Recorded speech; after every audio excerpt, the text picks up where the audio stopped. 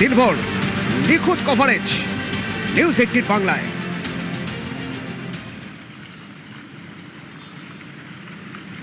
পাথর খাদানের ভিতে সোনার পাহাড়, সেই পাথর খাদান টুলু মণ্ডলের। মিনারের বাড়িতে তল্লাশি শুরু হওয়ার পর থেকেই সেই খাদানের কাজ বন্ধ, অফিসের ছাপ বন্ধ। আমরা পৌঁছে গিয়েছিলাম সেখানে, আমার সহকর্মী আবির আমার সঙ্গে সরাসরি আছে। এখন আবির, সেই পাথর খাদান, যে পাথর খাদানকে আমরা বলছি সোনার পাহাড়ের ভিত রয়েছে, সেখানে সেখানে কি হচ্ছে এখন? দেখো, এই মুহূর্তে অটোনমি যেখানে দাঁড়িয়ে রয়েছি সেটা হচ্ছে টুলু মণ্ডলের ক্রাশার এবং শালবাদরাতে টুলু মণ্ডলের ক্রাশার, যেটা এই বীরভূম কেনই সন্নিহিত পার্শ্ববর্তী যে জেলাগুলি রয়েছে যেখানে এই পাথরের ক্রাশার থাকলে তার মধ্যে সব থেকে বড় এই পাথরের ক্রাশার। তোমাকে দেখিয়ে রাখি যে আজকে সকালবেলা থেকে এই মিনারের বাড়িতে তল্লাশি, সেই তল্লাশি অভিযানের পর টাকা উদ্ধার হওয়া, সোনা উদ্ধার হওয়ার ঘটনার পর থেকেই ক্রাশার ধীরে ধীরে ফাঁকা হতে শুরু করে দিয়েছে এবং এই ক্রাশার ছেড়ে যারা কর্মীরা রয়েছেন তারা সেই কর্মীরা চলে গিয়েছেন। এখন যারা দর্শকরা দেখছেন তারা বুঝবেন কি করে এটা টুলু মণ্ডলের ক্রাশার, সেটা বোঝার জন্য একটা উপায় রয়েছে। দেখো, আমাদের সামনে একাধিক ডাম্পার দাঁড়িয়ে রয়েছে, অর্থাৎ যেগুলো বড় লরি দাঁড়িয়ে রয়েছে। সেই লরির গায়ে লেখা রয়েছে হচ্ছে MSP, অর্থাৎ মণ্ডল স্টোন প্রাইভেট। তার এটি অর্থাৎ টুলু মণ্ডলের যে কোড নেম, তার যে গাড়ি, তার যে অফিস, তার যে মেশিন, তার যে বাকি যে আনুষঙ্গিক কাজকর্ম, তার সমস্ত কিছু যদি কাউকে বোঝাতে হতো তাহলে যে কোড নেম ব্যবহার করা হতো সেটা হচ্ছে MSP। অর্থাৎ এই গাড়িকে কোথাও কোনোভাবে আটকানো হতো না, MSP যদি লেখা থাকতো। এতটাই প্রভাব প্রতিপত্তি ছিল হচ্ছে টুলু মণ্ডলের। তিনি যেহেতু আজকে স্টাফেরা যেহেতু চলে গেছে এবং তুমি জানো যে মিনারের বাড়িতে তল্লাশি, মিনার গ্রেপ্তার এবং তারপর টুলু মণ্ডলেরও খোঁজে একাধিক জায়গাতে তল্লাশি চলছে। একদম দেখতে পাওয়া যাচ্ছে যে পাথর একদম স্তূপীকৃত অবস্থাতে পড়ে রয়েছে, জেসিবি থেকে শুরু করে বিভিন্ন গাড়ি তা এখানে দাঁড়িয়ে রয়েছে এবং একজন মাত্র কর্মী এখানে রয়েছেন, বাকিরা কেউ নেই। গত বছর এপ্রিল মে মাস নাগাদ টুলু মণ্ডল এখানে শেষবার এই ক্রাশারে এসেছিলেন, প্রায় দুবার মতো তিনি এখানে এসেছিলেন, তারপর থেকে তিনি আসেননি। তবে এই সর্ববৃহৎ শালবাদরের যে ক্রাশার তা সামলানোর জন্য তার 6 জন ম্যানেজার ছিলেন, যে ম্যানেজাররা তার হয়ে যাবতীয় দায়িত্ব সামলাতেন। অতনু, আবির, ওই যে একটু আগে যে ছবি আমরা দেখছিলাম তাতে দেখছিলাম যে যখন তুমি গিয়েছিলে আমাদের ক্যামেরা দেখে কারা যেন পালিয়ে যাচ্ছিল, ওরা কারা? তারা হচ্ছে খাদানের কর্মী। খাদানের কাজও আজকে সকালবেলা থেকে বন্ধ হয়ে গিয়েছে। বেশ কয়েকজন কর্মী ছিলেন যারা আমাদের ক্যামেরা দেখে দৌড়ে পালিয়ে যায়। আর সেই খাদান থেকে এই ক্রাশারের দূরত্ব হচ্ছে 1.5 কিলোমিটারের মধ্যে। এই খাদান থেকে তুমি জানো যে পাথর খোদাই করার পর সেগুলো ডাম্পারে তোলা হয়। সেই ডাম্পারগুলো, এই যে যেমন আমার এখানে যে ডাম্পারগুলো দাঁড়িয়ে রয়েছে সেখানে করে পাথর নিয়ে আসা হয়, সেই পাথর এখানে ক্রাশ করা হয়, মেশিন রয়েছে এবং তারপর আবার ডাম্পারে করে বেরিয়ে চলে যায়। এবং এই ডাম্পারই যখন ডিসিআর গেটে যায় তখন যদি গাড়িতে MSP লেখা থাকতো তখনই সেই গাড়িগুলোকে ছেড়ে দেওয়া হতো, এমনটাই স্থানীয়দের সঙ্গে কথা বলে জানতে পারা যাচ্ছে।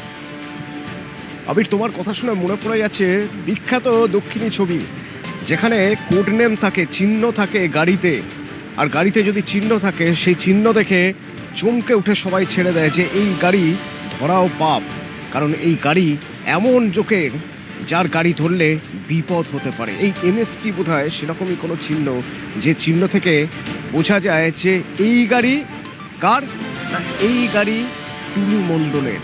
টুলু মণ্ডলের গাড়িতে হাত দেওয়া যাবে না, টুলু মণ্ডলের ক্রাশারে বা ডাম্পারে হাত দেওয়া যাবে না, এরকম একটা অলিখিত নিয়ম চলছিল বোধহয়। তো এই টুলু মণ্ডল কে, যার পাথর খাদানে বলা হচ্ছে সোনার পাহাড়ের ভিড়?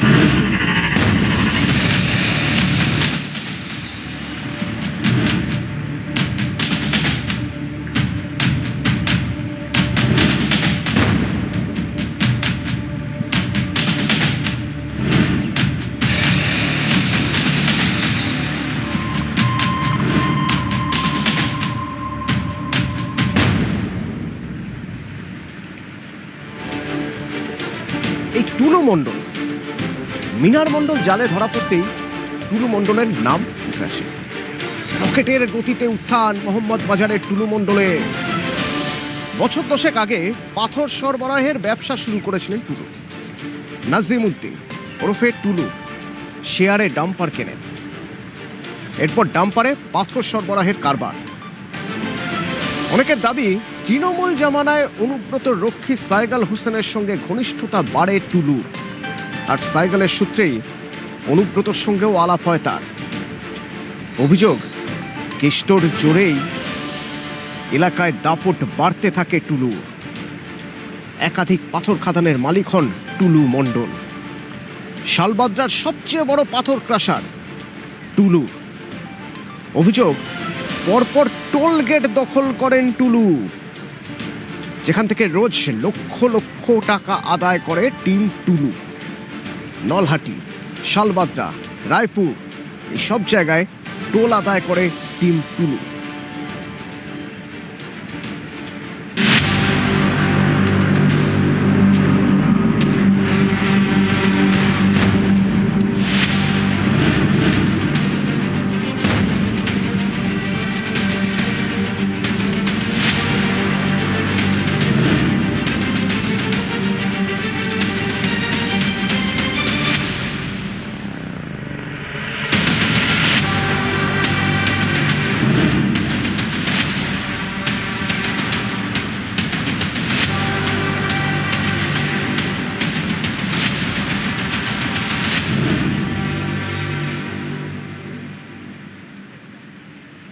কলকাতা, দুবাই, বিদেশে একাধিক ফ্ল্যাট। তো টুলু মণ্ডলের সেই পুরনো বাড়ি, সেই বাড়ি কেমন? সেই বাড়িতে আমার সহকর্মী আবির। বীরভূমের মোহাম্মদবাজার থানা এলাকার মধ্যে সোৎসল গ্রাম, তার যে মোড়লপাড়া, সেখানেই হচ্ছে টুলু মণ্ডলের প্রথম বাড়ি। এই যে বাড়িটি দেখতে পাওয়া যাচ্ছে, এখানেই টুলু মণ্ডলের বলা হয় যে তার জন্মস্থান, এবং এখান থেকেই কার্যত তার যে ব্যবসায়িক উত্থান এখান থেকেই শুরু হয়। যদিও এই গ্রামে এসে দেখতে পাওয়া গেল মোড়লপাড়াতে তার যে বাড়ি, অর্থাৎ আদি বাড়ি বলে যেটি পরিচিত, সেই বাড়ি তালাবন্ধ অবস্থায় পড়ে রয়েছে। প্রতিবেশী যারা রয়েছেন তারাও কোথায় রয়েছেন, কবে দেখতে পাওয়া গিয়েছে টুলু মণ্ডলকে শেষবার, সে সম্পর্কে তারা কোনো কথা বলতে রাজি নন। তবে বেশ কয়েকজন গ্রামবাসীদের সঙ্গে কথা বলে যেটা জানতে পারা যাচ্ছে, 1 থেকে 1.5 মাস আগেও এই বাড়িতে তিনি এসেছিলেন। সম্ভবত তার পরিবারের কোনো এক সদস্যর মৃত্যুর ঘটনা ঘটে, এবং তখনই তাকে সোৎসাল গ্রামের মোড়লপাড়াতে এই যে বাড়িটি, সেই বাড়িটিতে শেষবার দেখতে পাওয়া যায়। ক্যামেরা অসিত দাসের সাথে আবির ঘোষাল, নিউজ 18 বাংলা। এই বীরভূমে একাধিক সম্পত্তির মালিক টুলু মণ্ডল।